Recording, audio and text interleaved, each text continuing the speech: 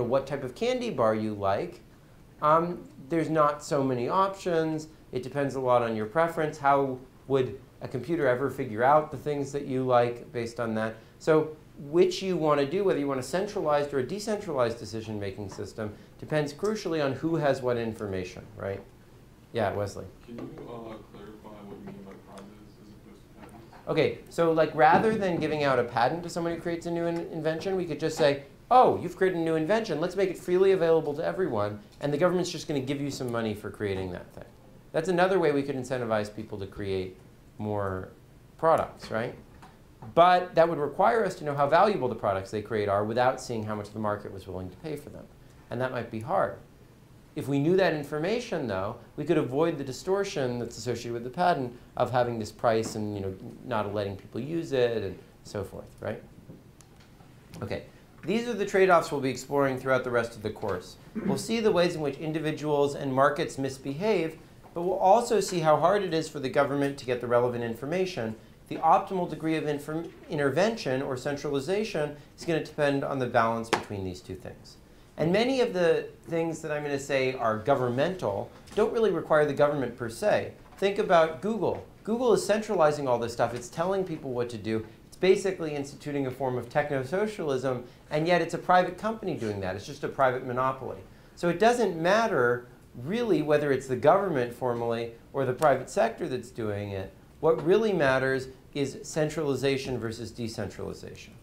And what I'm trying to sort of cure you of is a lot of doctrinaire things that you have probably been exposed to, whether you're on the left or the right, that come from this crazy left-right political spectrum that we have in the United States, where some people are pro-market and some people are pro-government. That is just sort of, I think, on so many issues, just nonsense. I mean, you hear the Republicans, for example, saying that we should be means testing Social Security, and you hear the Democrats saying we should be having progressive taxes, and each side opposes the other's thing. Even though if you think about it, those things are exactly the same thing, right? Means testing Social Security just means that the poor get more than the rich do. And the same thing is true of progressive taxation. And every criticism you can make of means testing Social Security is the same as a criticism you can make of progressive taxation, that it dampens the incentive to work, right? And so like whether you label something as government or non-government is irrelevant. What really matters is how is it organized? Is it organized in a centralized or a decentralized way? And in terms of how we want to organize things in a centralized or a decentralized way, the key question are quantitative about who has what information, not qualitative about whether governments or markets are good. The key question is who has how much information about what that's relevant and when, right? And these depend on the detailed properties of markets. And in the coming weeks, I'm going to hopefully help you tune into these so that rather than having ideological reactions about the market being good or the government being good, you can ask in a particular question, where is the relevant information available to who at what time? And I think that's really what it means to become an economist, is to stop thinking about things in the shallow terms that the standard political debate views them, and instead to think about these quantitative questions of the relevant information. And because I'm assuming that most of you come from, especially if you're going into a major in economics at the University of Chicago, a perspective that's sort of pro-market and has this natural reaction against the government getting involved in things, I just thought, especially given how much we've been talking about techno-socialism and so forth in this lecture, I would play a song for you, which unfortunately, there is no techno-socialist anthem for me to play for you. So I'm just going to have to play a traditional socialist song for you as you leave the lecture. So now, unfortunately, the song is much prettier in French than it is in English. So I'm going to play it for you in French, but for those of you, probably most, who don't speak French, there are some English subtitles as well. What? There is. Yeah, I'll sing you the English, the good version of the English lyrics. Debout les damnés de la terre, debout les forçats de l'avenir.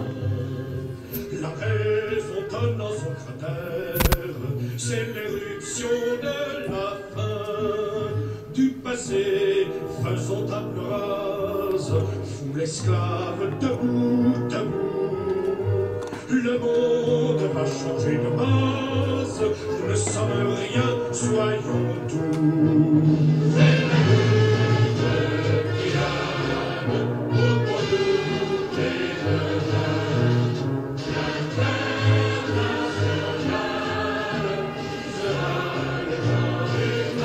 Good English lyrics are, "'Tis the final struggle, let each stand in his place. The internationale, or the international union unites the human race." Pas de sauveur suprême, ni Dieu, ni César, ni Trémin. Producteurs, sauvons-nous nous-mêmes, décrétons le salut commun. Pour que le voleur rende gorge, pour tirer l'esprit du cachot. Soufflons nous-mêmes notre forge, battons le fer quand il est chaud.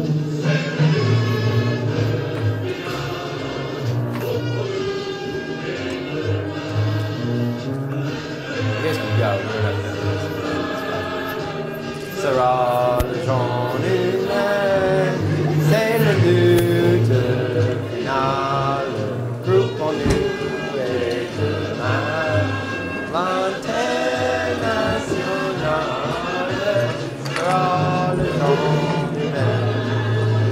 L'État comprime la triche, l'impôt saigne le monde. Nul devoir ne s'annonce riche, le droit du pauvre est un mot creux.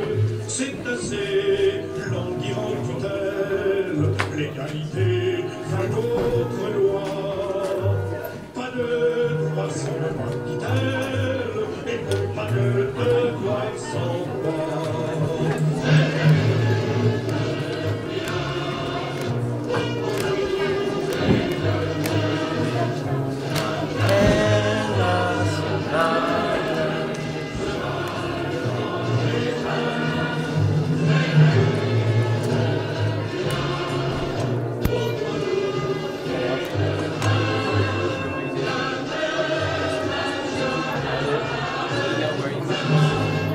Oh, it's a very famous song.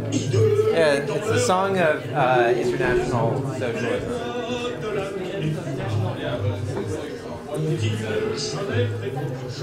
But it comes from before that. It was like late 19th century.